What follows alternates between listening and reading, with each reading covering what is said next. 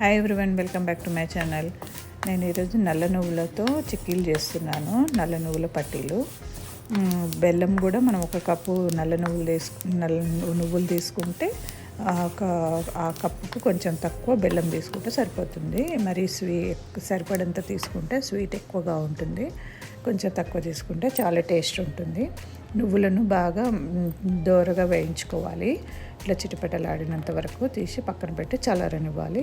ఇలా నీళ్ళు మనం బెల్లం తీసుకున్నాం కదా, ఆ బెల్లం కూడా నీళ్ళు పోయకుండా జస్ట్ స్టవ్ మీద పెట్టేసి సిమ్లో పెట్టుకొని మనము బెల్లాన్ని ఇలా మొత్తం కరగనివ్వాలి.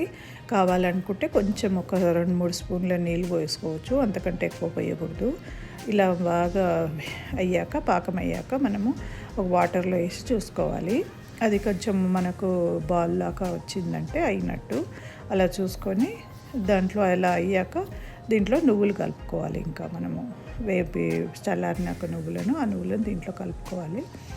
దీన్ని ఏంటంటే మనకు ఎంబడే మనము ఒక ఫాయిల్ పేపర్ రెడీగా పెట్టుకొని దాన్ని మొత్తం దాంట్లో పాకం అంతా పోసేసుకొని మనం ఏదైనా చెక్క బల్లాడితో మొత్తం ఇలా చేసుకొని పీసెస్ చేసుకోవచ్చు.